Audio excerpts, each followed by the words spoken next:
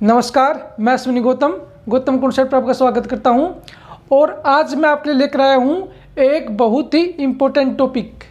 साथियों, आज हम बात करने जा रहे हैं स्वामीनाथन रिपोर्ट के बारे में। जो आप अक्सर सुनते हो कि किसान संगठन या किसान समय समय पर मांग उठाते हैं कि स्वामीनाथन रिपोर्ट को लागू करो, या स्वामीनाथन की जो सिफारिशें थी आयोग की उनको लागू करो, ताकि किसानों को उनकी फसल का उचित मूल्य मिल सके। तो इसी के बारे में हम डिस्कस करेंगे। अगर आपने अभी तक चैनल सब्सक्राइब नहीं किया तो कर लीजिए, ताकि टाइम पर आपको लेटेस्ट नोटिफिकेशन मिलती रहे। साथियों, 18 नवंबर 2004 में तत्कालीन सरकार ने किसानों की समस्या गहराई से समझने के लिए और किसानों की प्रगति का रास्ता खोलने के लिए एक आयोग का गठन किया, जिसका नाम था राष्ट्रीय किसान आयोग। और इसके अध्यक्ष थे मशहूर कृषि वैज्ञानिक श्री MS स्वामीनाथन जी, जिसके कारण से स्वामीनाथन रिपोर्ट के नाम से जाना गया। स्वामीनाथन जी को उनके कृषि कार्यों में योगदान के लिए अनेक पुरस्कार दिए गए, जैसे कि पद्मश्री, पद्म भूषण, पद्म विभूषण और विश्व खाद्य पुरस्कार। इसके अलावा उनको और भी अनेक पुरस्कार मिले। और फाइनली अक्टूबर 2006 में इस आयोग ने अपनी रिपोर्ट सरकार को सौंपी, जिसमें किसानों की स्थिति और कृषि क्षेत्र में सुधारों के लिए अनेक सिफारिशें की गई। तो चलिए अब समझते हैं कि आखिरकार वो सिफारिशें क्या थी। इस आयोग की जो सबसे इम्पोर्टेंट सिफारिश थी वो ये थी कि दोस्तों, कि किसानों को फसल लागत का 50% ज़्यादा दाम मिले, जो आज तक पॉसिबल नहीं हो पाया है। इसको हमें एक एग्जाम्पल से समझते हैं। मान लीजिए किसान की फसल लागत आई 100 रुपये, तो जो स्वामीनाथन रिपोर्ट है वो क्या सिफारिश करती है कि फसल लागत का किसान को 1.5 गुना या 50% ज़्यादा दाम मिले। तो दोस्तों, मान लीजिए 100 रुपये आई फसल लागत और इसका 1.5 गुना कितना हुआ, या 50% ज़्यादा कितना हुआ, 150 रुपये। तो कहने का मतलब स्वामीनाथन रिपोर्ट ये कहती है कि अगर किसान 100 रुपये लगाता है फसल के प्रोडक्शन पे, ठीक है, उसमें उसकी मजदूरी भी है, उसकी मेहनत भी है और चीज़ें भी हैं, तो उसको कम से कम 150 रुपये तो मिलने ही चाहिए।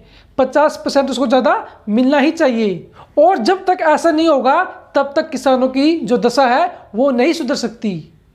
तो दोस्तों, ये थी इसकी सबसे इम्पोर्टेंट सिफारिश, जो आज तक लागू नहीं हुई है। इसमें कांग्रेस सरकार भी आगे जा चुकी है और अब मोदी सरकार भी चल रही है, लेकिन दोस्तों ये सिफारिश आज तक लागू नहीं हुई। इसके अलावा इसकी जो दूसरी इम्पोर्टेंट सिफारिश थी वो ये थी कि कृषि को, एग्रीकल्चर को राज्य सूची से हटाकर समवर्ती सूची में रखा जाए। समवर्ती सूची क्या होती है? जहाँ पर केंद्र सरकार और राज्य सरकार मिलकर कानून बनाती है।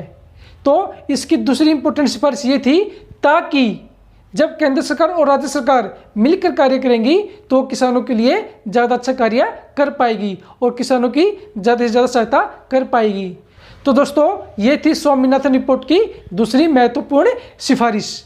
इसकी जो नेक्स्ट सिफारिश थी वो थी भूमि सुधारों की अनुशंसा। मतलब कि इस रिपोर्ट में ये कहा गया, मान लीजिए कोई ज़मीन खाली पड़ी है, ठीक है, एक तरह से आप बंजर कह सकते हैं, या जिसका उपयोग नहीं होता, तो सरकार को उस जमीन को भूमिहीनों में बांट देना चाहिए।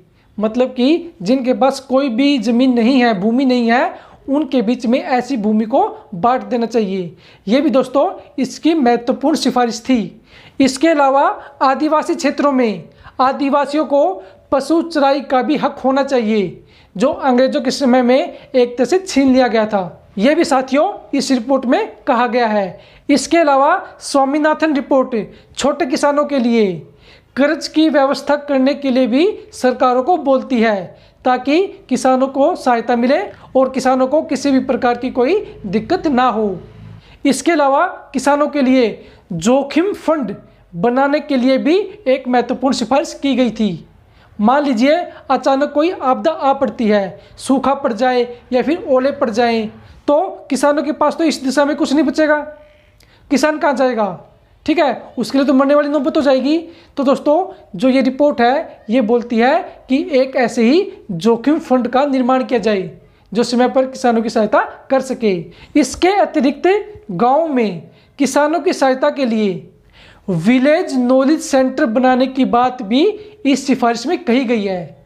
देखिए, गांव में जो किसान होते हैं उनको अवेयरनेस की कमी होती है, उनको ज़्यादा चीज़ों का पता नहीं होता कि दुनियादारी में क्या चल रहा है। तो ये आयोग कहता है कि गांव में ज्ञान चौपाल बनाई जाए या विलेज नॉलेज सेंटर बनाए जाएं, ताकि किसानों में अवेयरनेस फैले और वो ठीक से फैसले ले सकें।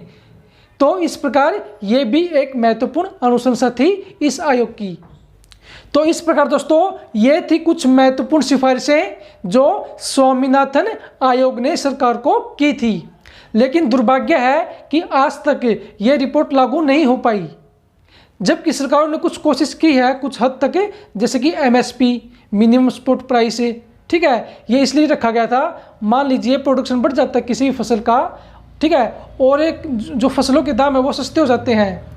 तो इस दिशा में किसानों को संकट से बचाने के लिए, जोखिम से बचाने के लिए MSP निर्धारित किया गया था, ताकि किसानों को संकट से बचाया जा सके। लेकिन फिर भी स्वामीनाथन आयोग की सिफारिश आज तक पूरी तरह से लागू नहीं हो सकी हैं, और अगर इस आयोग की सिफारिशें पूरी तरह से लागू हो जाती हैं तो हम उम्मीद करते हैं कि 90% किसानों की जो समस्याएं हैं वो हल हो सकती हैं, और हम उम्मीद करते हैं कि भविष्य में जल्द से जल्द स्वामीनाथन आयोग की रिपोर्टें लागू की जाएं।